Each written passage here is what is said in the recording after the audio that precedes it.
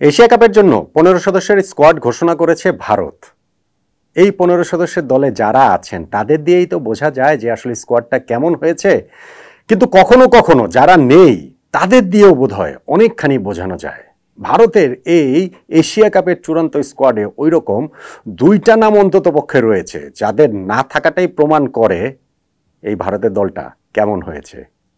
কিভাবে সেটাই আমি এই আলোচনাটা করছি। ধরেন প্রথম নামটা শ্রেয়াস আয়ার। এই ব্যাটসম্যান ভারতের পক্ষে সর্বশেষ টি-20 ম্যাচ খেলেছেন সেই ২০২৩ সালের ডিসেম্বরে। সেই ম্যাচটাতেও অস্ট্রেলিয়ার বিপক্ষে ৩৭ বলে ৫৩ রানের একটা ইনিংস তার ছিল। আচ্ছা ঠিক আছে, সেটা না হয় অনেক আগের ঘটনা, এর পরবর্তীতে ওই ইনজুরি অনেক কিছু হয়েছে, কিন্তু আইপিএল তো বড় একটা মানদণ্ড এই ভারতীয় ক্রিকেটারদের ক্ষেত্রে। টি-20 ফরম্যাটটার কথা যদি আমি বলি, সর্বশেষ আইপিএলে শ্রেয়াস আয়ার তিনি ৬০৪ রান করেছেন। পাঞ্জাব কিংসকে ফাইনালে তোলার ক্ষেত্রে তার ব্যাটিংটার বড় ভূমিকা ছিল, তার ক্যাপ্টেন্সির কথাটা বাদই দিলাম। ওই যে ৬০৪ রান তিনি করেছেন সেইখানটাতে তার ৫০ অ্যাভারেজে ব্যাটিং করেছেন এবং ১৭৫ স্ট্রাইক রেটে ব্যাটিং করেছেন। এইরকম একজন পারফর্মারকেও, এরপর কিন্তু ভারত আর কোনো টি-20 সিরিজ খেলেনি। ভারত সর্বশেষ টি-20 সিরিজ খেলেছে এবছরের জানুয়ারিতে ইংল্যান্ডের বিপক্ষে।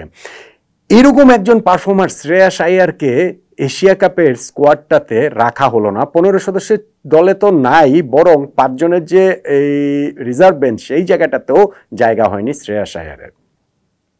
ভারতের যে সিলেকশন প্যানেল সেটার চেয়ারম্যান অজিত আগারকার তিনি এর ব্যাখ্যাতে বলেছেন যে শ্রেয়াস আয়ারকে আমরা কার জায়গায় নেব দলটাতে, দলটা তো ১৫ সদস্যেরই হবে।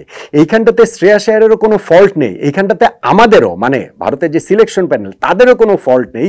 যেহেতু ১৫ সদস্যের দল, ওইখানটাতে শ্রেয়াসের কোনো জায়গা নেই, তাকে তার অপরচুনিটির জন্য অপেক্ষা করতে হবে। এক্স্যাক্টলি তাই ভারত যে স্কোয়াডটা দিয়েছে সেইখানে এরকম একজন পারফর্মার যিনি লাস্ট আইপিএলে 600+ রান করেছেন, 175 স্ট্রাইক রেটে ব্যাটিং করেছেন, তার জায়গা পর্যন্ত হয় না।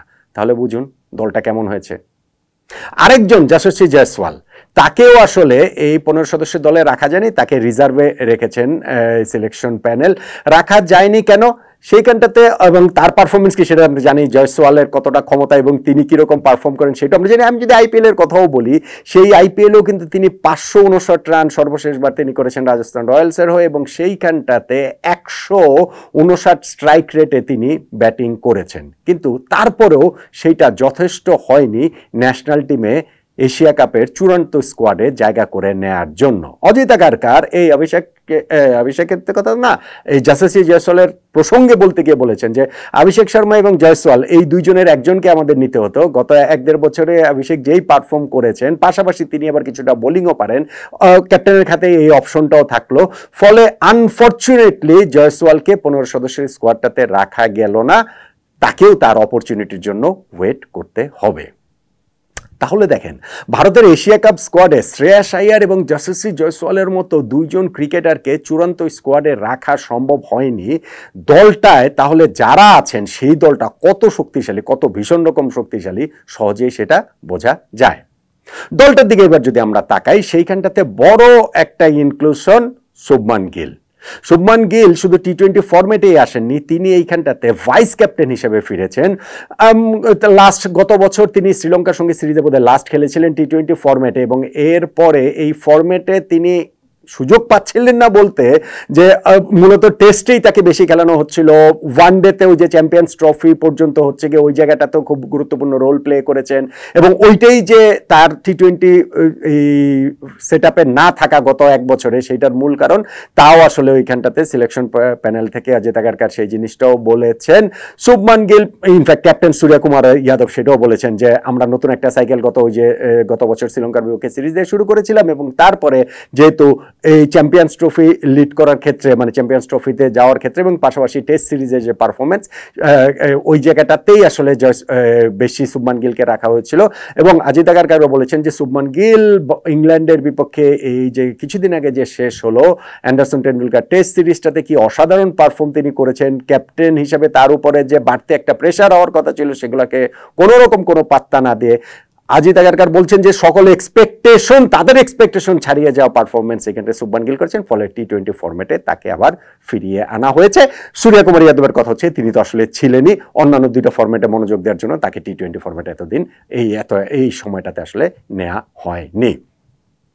ভারতের এই দলটার দিকে যদি আমরা তাকাই তাহলে শুভমান গিলের সঙ্গে টপ অর্ডারের ওই জায়গাটাতে অভিষেক শর্মা এবং সঞ্জু স্যামসং এই তিনজন রয়েছেন, ফলে এইখানটাতে যশস্বী জয়সওয়ালের জায়গা হয়নি। মিডল এবং লোয়ার মিডল অর্ডারের ওইখানটাতে ক্যাপ্টেন সূর্যকুমার যাদব, তিলক ভার্মা, রিঙ্কু সিং, জিতেশ শর্মা তারা রয়েছেন। জিতেশ শর্মা তো ইনফ্যাক্ট তিনি কি বলা চলে ফার্স্ট চয়েস উইকেট কিপার হিসেবে 11-এই খেলতে পারেন, যদি টপ অর্ডারে বা ওইখানে ওপেনার হিসেবে অভিষেক শর্মার সঙ্গে শুভমান গিলকে খেলানো হয়, যদি সঞ্জু স্যামসংকে একাদশের বাইরে রাখা হয়। যেহেতু ভাইস ক্যাপ্টেন সেহেতু অন্তত পক্ষে টুর্নামেন্টের শুরু থেকে শুভমান গিল যে খেলবেন সেইটা আমরা বোধহয় বলতেই পারি।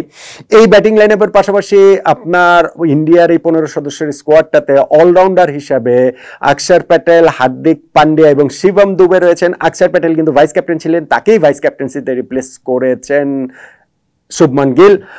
আর সঙ্গে অক্ষর প্যাটেলের সঙ্গে স্পিন বোলার হিসাবে বরুণ চক্রবর্তী এবং কুলদীপ যাদব, এই তিনজন তাদের ফ্রন্টলাইন স্পিনার রয়েছে। অন্যান্যরা তো হাত ঘোরানোর, যে অভিষেকের কথা বলছি বা আরো রয়েছেন, তারা হাত ঘোরানোর মতো কাজ চালাতে সেটা পারবেন।